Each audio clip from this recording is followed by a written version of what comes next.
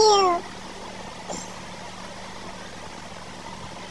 1. Let's go cooking channel. Sri Lakshmi Divya TV and Vlogs.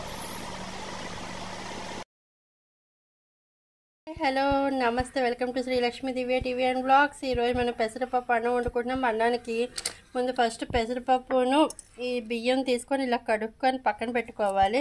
చూడండి, పెసరపప్పు మీరు బియ్యం వేసినప్పుడు ఆ పెసరపప్పు తగ్గట్టుగా వేసుకోండి. నేనైతే కొలతలు చెప్పట్లేదండి. ఇవి వచ్చేసి పచ్చిమిర్చి, అల్లం అండి, చిన్న చిన్న ముక్కలుగా సన్నగా కట్ చేసుకున్నాము.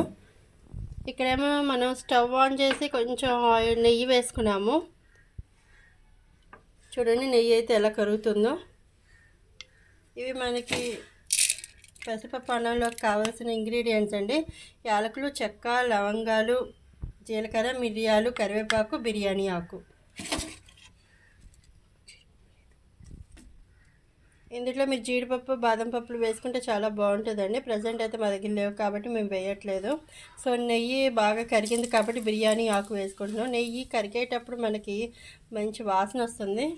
సో బిర్యానీ ఆకు వేసుకున్నాం కాబట్టి మిగతా ఇంగ్రీడియంట్స్ అన్నీ వేసుకున్నామండి. కరివేపాకు, జీలకర్ర, చెక్క, యాలకులు, లవంగం ఇవన్నీ వేసుకున్నాము.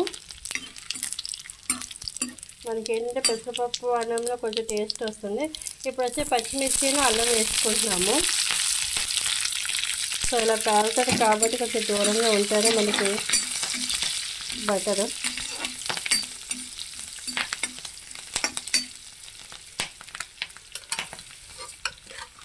ఇప్పుడు కడిగి పెట్టుకున్న ఈ పెసరపప్పు బియ్యాన్ని మనం ఇందులో వేసుకుంటున్నామండి.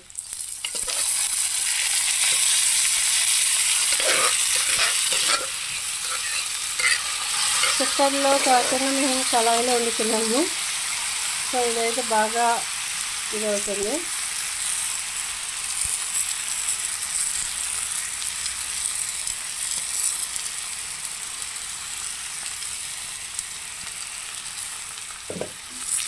చూడండి,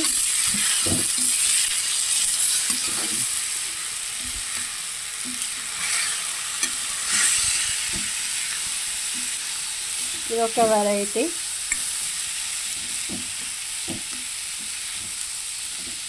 కొంతమంది ఏంటంటే పెసరపప్పుని వేపుతారు, బియ్యాన్ని కూడా కొంచెం వేపుతారు. ఇప్పుడైతే మేము కడిగేసి ఇలాగా వేపుకున్నామండి.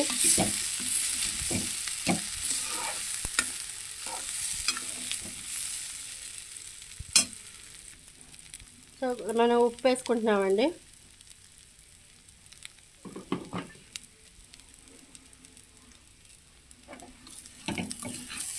అంటే హైలో కాకుండా సిమ్లీలో పెట్టుకోండి. మీడియంలో పెట్టుకుంటే మీకు ఇంకా ఈజీ అవుతుంది వండడానికి, లేకపోతే మాడిపోతుంది.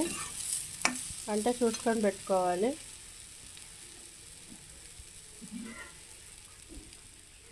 సో ఈ గ్లాస్తో 2.5 గ్లాసులు వాటర్ అండి.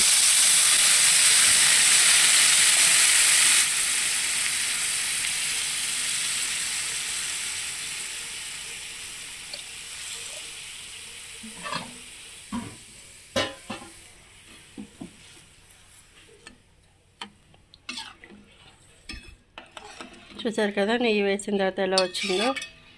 సో ఇదైతే ఇప్పుడు బాయిల్డ్ అవ్వాలి.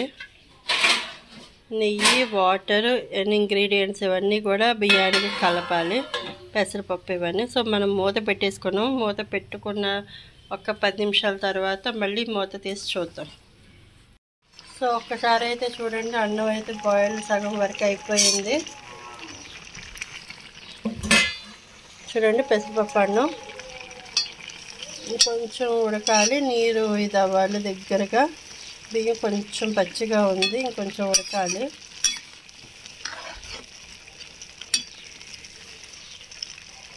సగం అయితే ఉడికింది. మనం ఇంతకు మూత పెట్టుకున్నాం కదా, మూత తీసిన తర్వాత చూస్తే ఇలా అవుతుంది. ఇంకొక 10 నిమిషాలు మళ్ళీ మనం మూత పెట్టుకున్నాము. ఇది ఆవిరి మీద ఉడకాలి కాబట్టి ఉడికిద్దాము. సో మూత అయితే పెట్టుకున్నామని ఇంకొక 10 నిమిషాలు ఉడికిన తర్వాత చూద్దాం. ఓకే, చూడండి, అన్నం అయితే రెడీ అయిపోయింది. పెసరపప్పు అన్నం మీకు వాటర్ చాలలేదు అనుకుంటే కొంచెం వేసుకోవచ్చండి. ఇప్పుడు దీని మీద మనం నెయ్యి ఇలా వేసుకుంటున్నాము. చూడండి ఎలా కరుగుతుందో మీరే చూడండి ఇందులో ఈ వేడికి.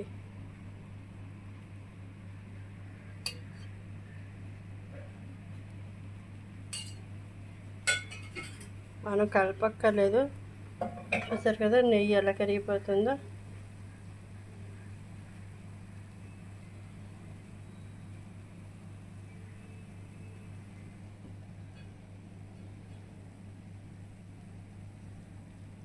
మూత పెట్టేసారనుకోండి ఇంకా ఫాస్ట్గా అయిపోతుంది. మూత తీసి ఉండడం వల్ల ఏంటంటే మీకు స్లోగా వస్తుంది. సో అన్నం అయితే బాయిల్డ్ అయిపోయింది. పెసరపప్పు అన్నం రెడీ అండి.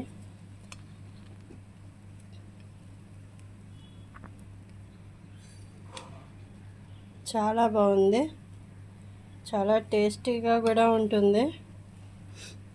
దీంట్లో మనం చారు వేసుకొని తినచ్చు, లేదు అంటే పెరుగు వేసుకొని తినచ్చు. చాలా బాగుంటుంది.